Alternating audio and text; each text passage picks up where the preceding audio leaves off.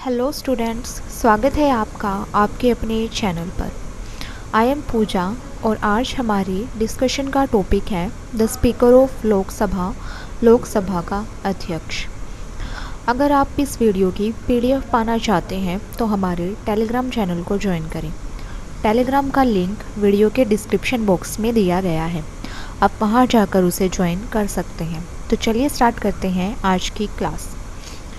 जैसा कि हम सभी जानते हैं कि हमारे देश में संसद के दो भाग हैं, राज्यसभा और लोकसभा।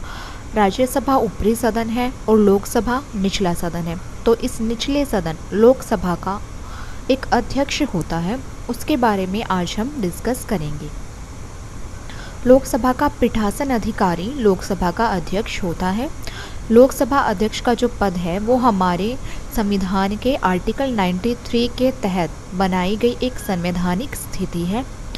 भारत सरकार अधिनियम 1990 के प्रोविजंस के तहत 1921 में अध्यक्ष और उपाध्यक्ष के कार्यकाल की शुरुआत भारत में हुई थी।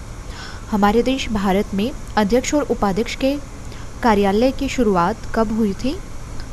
1921 में। और कौन से अधिनियम के तहत हुई थी? भारत सरकार अधिनियम 1990 के तहत। 1921 से पहले केंद्रीय विधान परिषद की अध्यक्षता भारत के गवर्नर जनरल के द्वारा की जाती थी। 1921 के बाद अध्यक्ष और उपाध्यक्ष के कार्यालय की शुरुआत हुई। उससे पहले विधान परिषद की जो अध्यक्षता है वो भारत के गवर्नर जनरल के द्वारा ही की जाती थी। इसके नाम को भारत सरकार अधिनियम 1935 द्वारा अध्यक्ष और उपाध्यक्ष में बदल दिया गया। हालांकि पुराना नामकरण 1947 तक जारी रहा क्योंकि 1935 अधिनियम का संघीय भाग लागू नहीं किया गया था। सबसे पहले लोकसभा के अध्यक्ष थे जीवी मावलंकर। अब हम देखते हैं कि लोकसभा के इस अध्यक्ष का चुनाव कैसे होता है।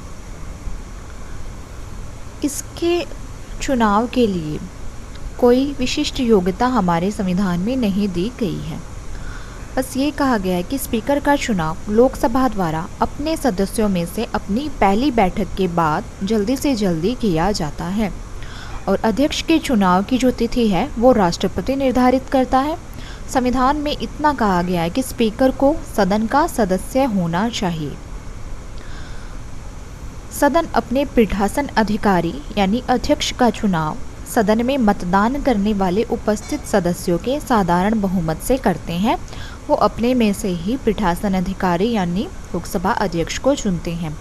आमतौर पर सत्ताधारी दल के सदस्य को ही अध्यक्ष चुना जाता है। जिस दल की सत्ता होती है उसी दल के सदस्य को अध्यक्ष चुना जाता है। और अध्यक्ष चुने जाने के बाद प्रधानमंत्री और विपक्ष के नेता अध्यक्ष को कुर्सी तक लेकर जाते हैं। जब लोकसभा भंग हो जाती है तो स्पीकर नई विधानसभा की पहली बैठक तक या नए स्पीकर के चुने जाने तक अपने कार्यालय में रहता है। अब हम देखते हैं अध्यक्ष का कार्यकाल कितना होता है। अध्यक्ष जो है वो अपने चुनाव की तारीख से अगली लोकसभा की पहली बैठक के ठीक पहले तक यानी कि 5 वर्ष तक अपना पद धारण करता है। तो उसका कार्यकाल 5 वर्ष का होता है। अध्यक्ष पुनर्निर्वाचित होने के लिए भी पात्र होता है। वह दोबारा से चुनाव भी लड़ सकता है। चुनाव तो नहीं, उसे दोबारा भी चुना जा सकता है संसद के सदस्यों के द्वारा। जब लोकसभा भंग होती है तो अध्यक्ष अपना पद तुरंत खाली नहीं करता है। वह अपने पद पर नवनिर्वाचित लोकसभा की पहली बैठक तक बना रहता है। जब तक दूसरा अध्यक्ष पद प्राप्त नहीं कर लेता तब तक वो अपने पद पर बना रहता है। अब हम देखते हैं लोकसभा के अध्यक्ष को कैसे हटाया जाता है। वैसे तो स्पीकर जो है वो लोकसभा के कार्यकाल के दौरान अपने पद पर बना रहता है। हालांकि उसे निम्नलिखित 3 मामलों में से किसी एक में अपने पद से त्यागपत्र देना होगा। यदि वह लोकसभा का सदस्य नहीं रहता तो उसे अपने पद से त्यागपत्र देना पड़ता है। अगर वह डिप्टी स्पीकर को लिखकर इस्तीफा दे देता है यानी वो खुद से रिज़ाइन दे देता है तो भी वो अपने पद से हटा हुआ माना जाएगा। यदि उन्हें भारतीय संविधान के आर्टिकल 94 और आर्टिकल 96 के अनुसार लोकसभा के सदस्यों के बहुमत वर्तमान और मतदान करने वाली सदन की कुल संख्या के 50% से अधिक प्रभावी बहुमत द्वारा पारित प्रस्ताव द्वारा हटा दिया जाता है। ऐसा प्रस्ताव 14 दिन की अग्रिम सूचना देकर ही पेश किया जाता है। आर्टिकल 94 और 96 में ये कहा गया है कि लोकसभा के सदस्य अगर अपनी कुल संख्या के 50% से अधिक बहुमत द्वारा प्रस्ताव को पारित करके लोकसभा के अध्यक्ष को हटा सकते हैं और ऐसा प्रस्ताव 14 दिन पहले ही उसकी सूचना ऐसे प्रस्ताव की सूचना 14 दिन पहले ही लोकसभा के अध्यक्ष को देनी पड़ती है। जब अध्यक्ष को हटाने का प्रस्ताव सदन में विचाराधीन होता है तो वह सदन की बैठक की अध्यक्षता नहीं करता, भले ही वह उपस्थित क्यों ना हो। वह ऐसे समय में सदन की कार्यवाही में बोल सकता है और भाग ले सकता है और पहली बार में मतदान कर सकता है। लोक प्रतिनिधित्व अधिनियम 1951 की धारा 7 और 8 के तहत लोकसभा सदस्य के अयोग्य होने पर स्पीकर को हटाया भी जा सकता है। जो प्रस्ताव लोकसभा पारित करती है उसे हटाने का उसकी जांच होती है और यदि वो जांच सही निकलती है तो स्पीकर को हटाया जा सकता है। अब हम देखते हैं लोकसभा के अध्यक्ष की भूमिका और शक्तियाँ क्या क्या हैं। तो सबसे पहले है व्याख्या। वह सदन के अंदर भारत के संविधान के प्रोविजंस, लोकसभा की प्रक्रिया और कार्य संचालन के जो नियम होते हैं उनको और संसदीय मामलों का अंतिम व्याख्याकार होता है। इनकी व्याख्या करता है वो। भारतीय संविधान के जो प्रोविजंस दिए गए हैं वो, लोकसभा के कार्य संचालन के नियम और संसदीय मामले, उनकी व्याख्या लोकसभा के अध्यक्ष द्वारा की जाती है। वह इन प्रोविजंस की व्याख्या के मामले में अक्सर ऐसे निर्णय देता है जिनका सदस्यों द्वारा सम्मान किया जाता है और जो प्रकृति में बाध्यकारी होते हैं। सेकंड है दोनों सदनों की संयुक्त बैठक। वह संसद की दोनों सदनों की संयुक्त बैठकों की अध्यक्षता करता है। ऐसी बैठकें किसी विधेयक पर दोनों सदनों के बीच गतिरोध को दूर करने के लिए राष्ट्रपति द्वारा बुलाई जाती है। जब संसद के दोनों सदनों के बीच किसी बिल को पास करने पर मतभेद उत्पन्न हो जाता है तो दोनों की संयुक्त बैठक बुलाई जाती है और इस बैठक की अध्यक्षता लोकसभा के स्पीकर द्वारा की जाती है। नेक्स्ट है सदन का स्थगन। वह सदन को स्थगित कर सकता है या सदन की कुल संख्या का 10वां हिस्सा, जिसे गणपूर्ति कहा जाता है, कोरम कहा जाता है, उसकी अनुपस्थिति में बैठक को स्थगित भी कर सकता है। तो सदन को बैठक को स्थगित करने का अधिकार भी लोकसभा के अध्यक्ष को प्राप्त है। नेक्स्ट है निर्णायक मत। अध्यक्ष पहली बार में मत नहीं देता है, लेकिन जब बराबरी की स्थिति हो जाती है, जब दोनों पक्षों में टाई हो जाता है तो अध्यक्ष को मत देने का अधिकार होता है। ऐसे मत को निर्णायक मत कहा जाता है जिसका उद्देश्य गतिरोध का समाधान करना होता है। नेक्स्ट है धन विधेयक। वह किसी विधेयक के धन विधेयक होने या नहीं होने का फैसला करता है और इस प्रश्न पर उसका निर्णय अंतिम होता है।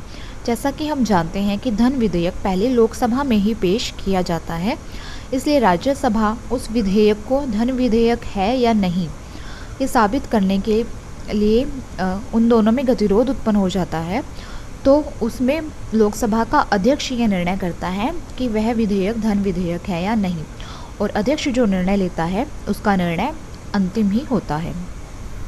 नेक्स्ट है सदस्यों की अयोग्यता।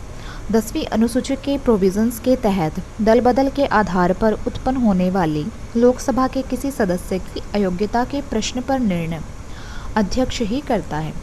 यह शक्ति भारतीय संविधान में 52वें संशोधन द्वारा अध्यक्ष में निहित है।